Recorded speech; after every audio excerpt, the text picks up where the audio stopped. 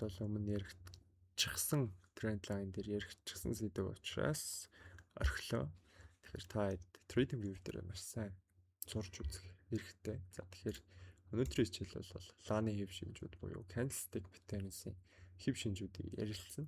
За тэгэхээр Google дээр ч гэдэг юм уу те интернетэд маш олон иймэрхүү зураглалууд бол байдаг. Тэгээд янз бүрийн мэршилтэй байдаг энэ бүх candle-ууд гэсэн үг те. Candle яг одоо нэг цагийн candle, дөвжи candle үслээ гэдэг юм уу те. Ингэж үл ярьдаг. Тэгээд энэ болгоны нэрийг үл заавал шийдлээд байх шаардлага бол байхгүй. Гэхдээ ерөнхийн ямархуу байдаг уу, юу үүсдэг үү, ямархуу хэв загвар байдаг үү гэдгийг нэг ороод харцад бол зүгээр. Дараа нь тэрийг бас арилжаан дээр 1-2 ашиглаад үзвэл бас зүгээр. Тэгээд явандаа ерөнхийдөө мэддэг болчдөг.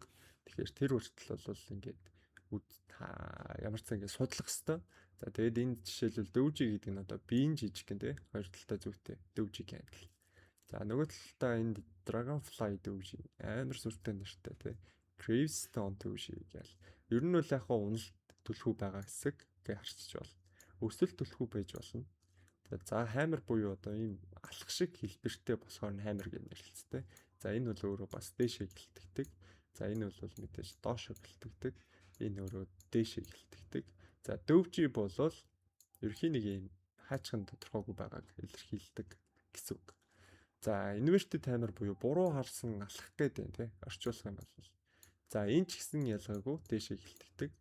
За энэ hanging main буюу одоо нөгөө дээшээ харсан юм улаан candle байх юм бол энэ маань өөрөө бас доошоо гэлтгдэг. За тэгэхээр энэ өөр юм илтгэдэг юм зүйлүүд байдаг учраас тэднийг ерхий бас нэг харчуул аягүй зүгээр байдаг. За ер нь бол ногоон candle болгон бараг л дээшээ гэж эхэлтэй байдаг. Улаан хаагдсан candle болгон ер нь доошоо гэж эхэлтэй байдаг. Гэтэ ер нь бол 5 цаг ярьж байгаа гэдэг анхаараарай. Ер нь 1 цаг те 1 цаг болон 4 цагийн candle-ууд иймэрхүү байдлаар харагдах юм бол аюу үнэн гэсэн үг. Дээшлэхүү доошлох гэдэг. Эсвэргээрээ үүдээ 1 минут ч гэдэг юм 5 минут 15 минут төр бол яг энэ шиг үл ажиллахгүй маш их үүсэж байгаа учраас тийм. За гэх мэтчлэн ингээд аюу олон төрлүүд бол байгаа. За тэгээд хоёр лаг хослуулсан хэсгүүд бас байна тийм. За бүүлийн шарами гэж байна, бири шарами гэж байна тийм. Өмнөх candle том дараагийнх нь жижиг ийм байх юм бол бүүлж байна гэдэг чинь тэр нь бол за ийм candle гарч ирэх юм бол энэ доошоо байна.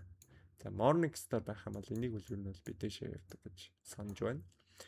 За тэгээд double top гэдэг юм паттерны хэв шинжүүд бол байдаг. За паттерн candlestick бол жоох өөр. Энд бол илүү паттерн талын юмнууд явж байна. Cup of candle буюу энийг бол одоо нэг аягны хэлбэр үүсээд дээшээгээ явдаг ийм кейс байдаг. За тэгээд ийм flag үүсдэг. За flag бол хаашаач задрах боломжтой байдаг те.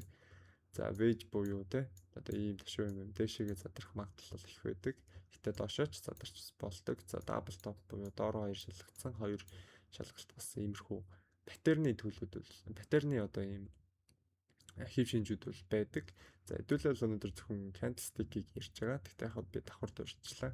За тэгээд энийг та цааш нь лавшруулад ер нь судлах хэвээр. За тэгээд bullish candlestick-уудыг ер нь ялгаж хардаг, bearish candlestick-уудыг ялгаж хардаг бол болох хэвээр.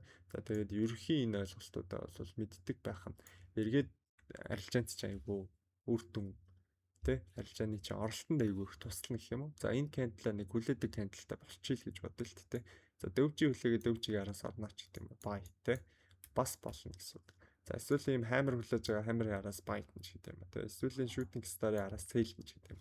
Иймэрхүү хэв загваруудыг өөртөө суулгаад ингээд өөрийгөө ер нь бол хөгжүүлээд өөрийнхөө арга барилыг олгочвол энэ одоо зах зээлийн хамгийн гол зүйл байгаа.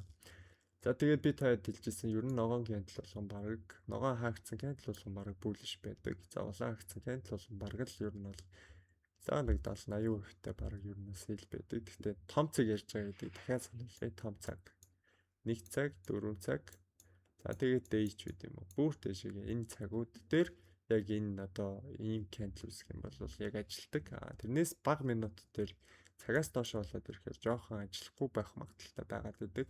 Одоо ийм candle-ийн араас амар уналт ирдэг ч юм уу те. Боломжтой. Ийм candle-аас ийм уналт ирэх боломж бол байдаг шүү. Тэгэхээр энэ болгоны практик дээр яаж хөдөлдөг гэдгийг бол сурах хэрэгтэй. Би бол өнөөдөр зөвхөн онлайн мэдлэг орж байгаа гэдгийг сануулад өнөөдөр хичээлээ дуусгая.